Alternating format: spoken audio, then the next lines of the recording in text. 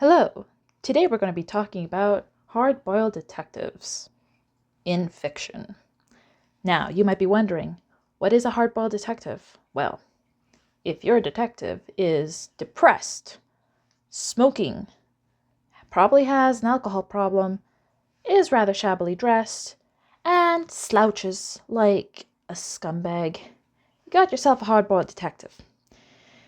Usually, they also have some rough accents, and they get a concussion about twice a day, which apparently never really affects them, but that's because they didn't know that concussions were a bad thing back then.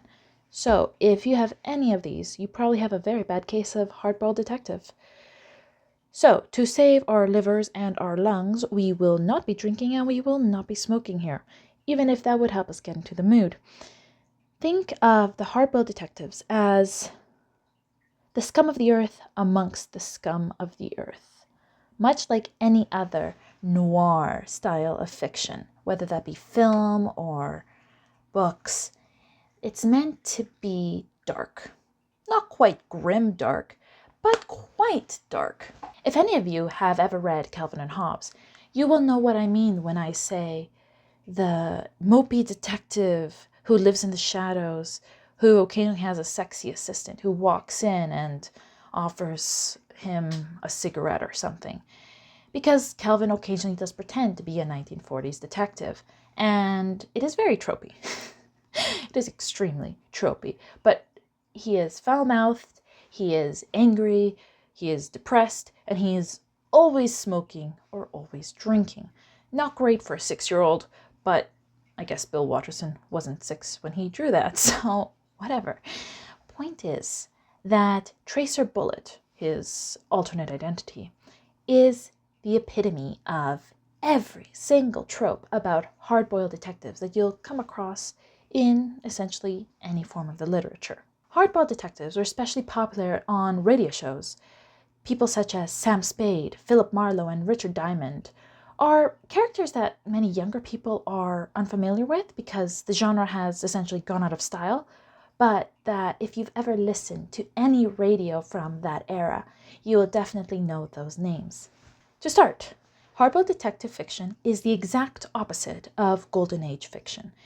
When the Golden Age was full of bright colors and good people, hardboiled detective fiction is black, white, probably with a lot of red, and absolutely miserable for everyone involved. The setting is never the English countryside, and if it is really sketchy. It is usually a very dingy city, down in the slums where the detective has to get his arms and hands dirty and covered with grime, whether that be literal or metaphorical. The detective is often barely making enough to pay for his office space, but he always has enough to drink and some cigarettes, which are apparently the only thing he ever consumes. Can't imagine that would be very helpful for your liver. Don't do that, kids.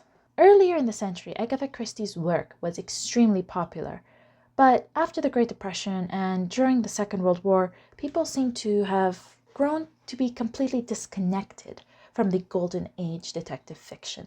They didn't see the point in glorifying something like that when they themselves were struggling so much. They wanted to read about real people, about themselves, or perhaps some people wanted to read about a world that was so dark, so miserable, that their lives seemed optimistic by comparison. The first hardboiled detective is generally considered to be a private investigator named Race Williams. In 1922, Carol John Daly published a story about Race Williams in the Black Mask pulp magazine, and it is generally considered to be the first example of this grim, dark detective. Something that is very notable about this type of fiction is the sheer lack of Watsons. There is basically almost never a Watson. The story tends to be told either in first person or third person, and there is no one to help us understand why the detective is so miserable, why he drinks so much.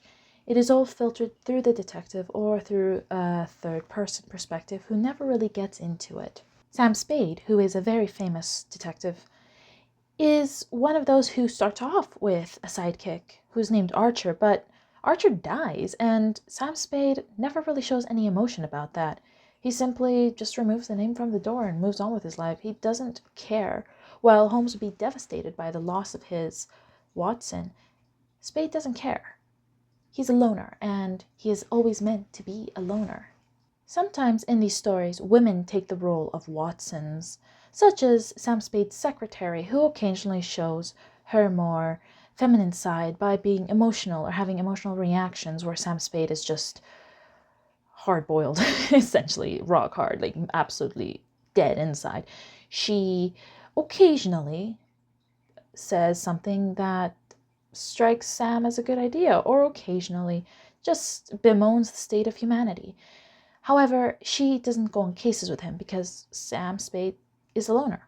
She stays in the office and does her secretarial work, and he goes out and does all the dangerous stuff. Women in these stories tend to fall into three categories. Obviously, the damsel in distress being number one. Number two, the femme fatale. Or number three, the drunken mess and or crazy person, which falls into a whole backwater of a history of women being portrayed as hysterical, especially in Western literature. So take that with a grain of salt. Remember that this is where this is coming from. Women being drunk and or crazy is simply just an expansion of that sort of misogynistic worldview.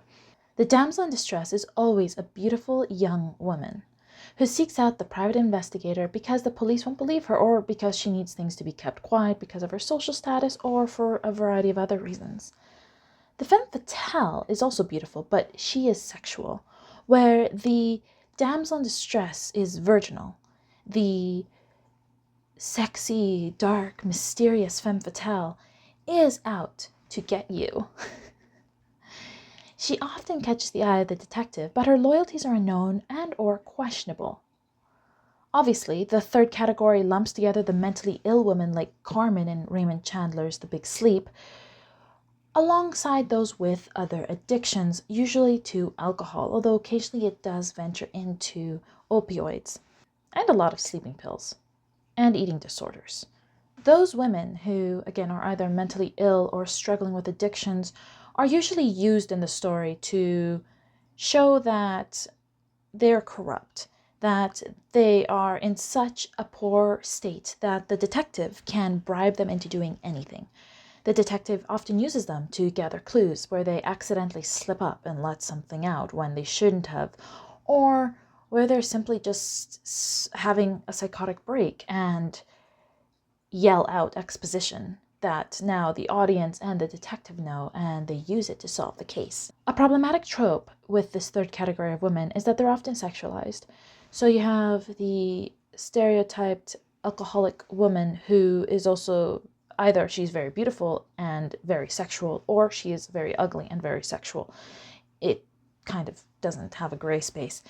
But there's also the type of woman who is mentally ill and is very, very desperately in need of help, but she's also sexualized. So you have characters like Carmen in Chandler's The Big Sleep, but she, instead of getting help, because again, this is the 1940s, she instead is portrayed as this beautiful naked creature who tries to seduce Marlowe, and her body is used as something sexual, even though to the reader it is quite clear that she needs medication. Almost everyone in these stories, including the women, are quite trigger happy, and they rarely have any morality to speak of.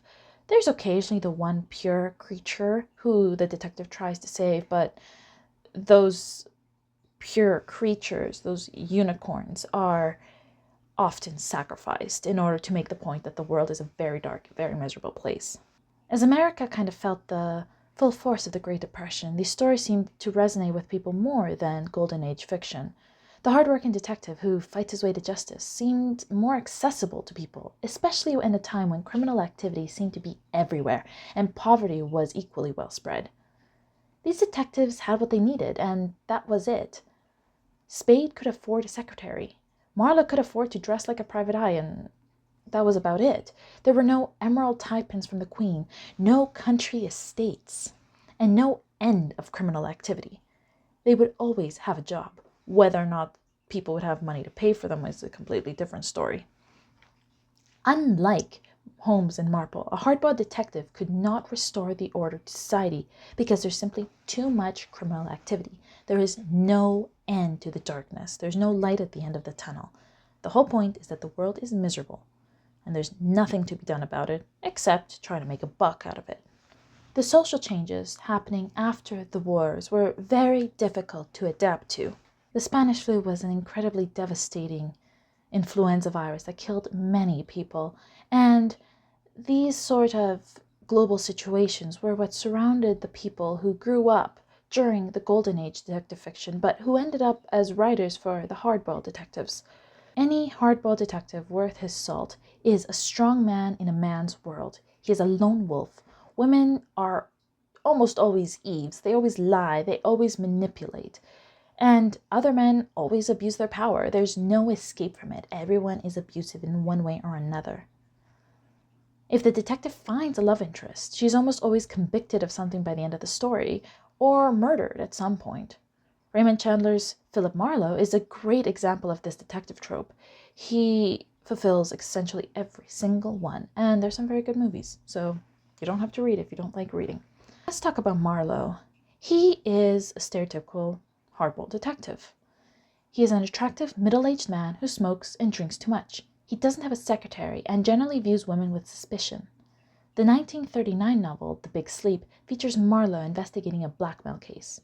A bookstore owner named Arthur Geiger is harassing a rich young woman named Carmen, threatening to release her nudes.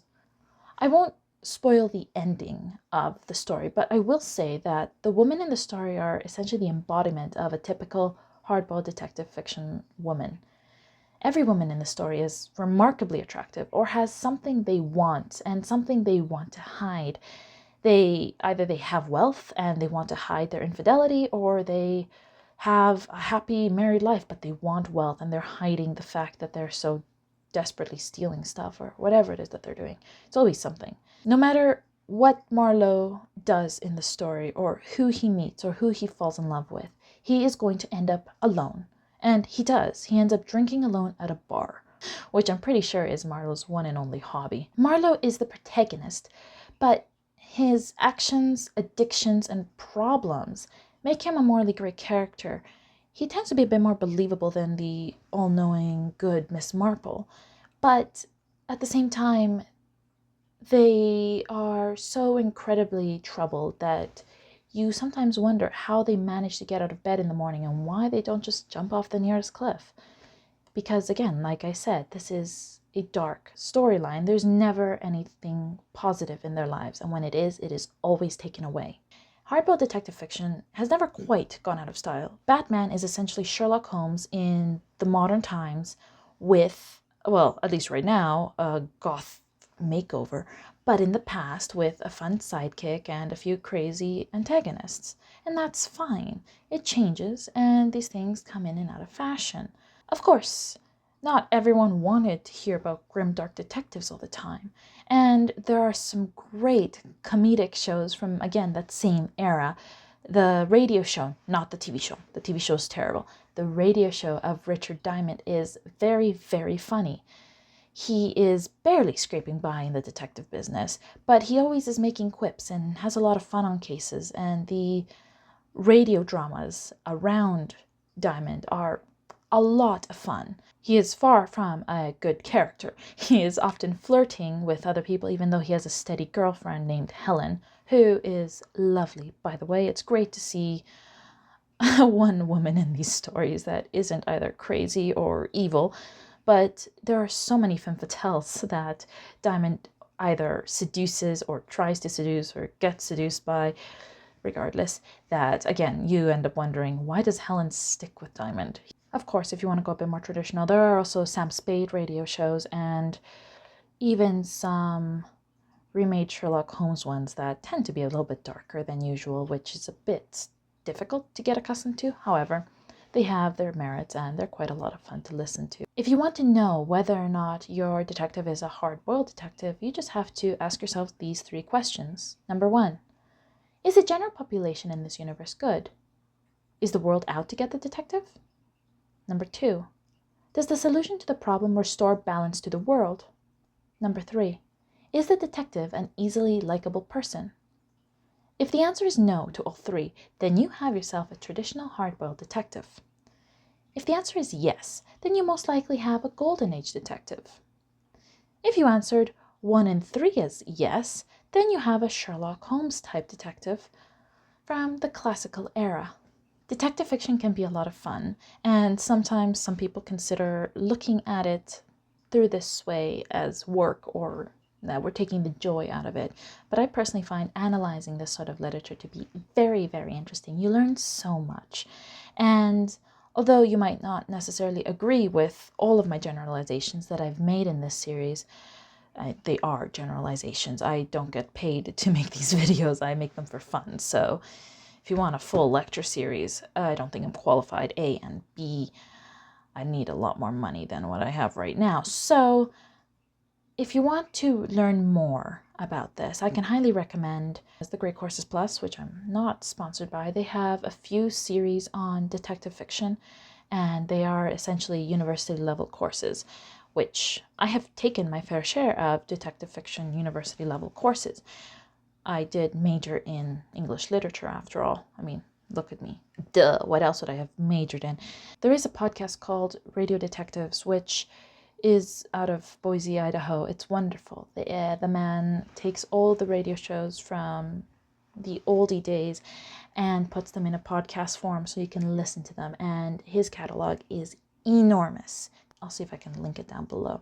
Anyways, I hope you like this video series. Leave a comment down below, like, subscribe. I can't guarantee that I'll ever make more videos, but you know, not like I have much else going on, so we'll see.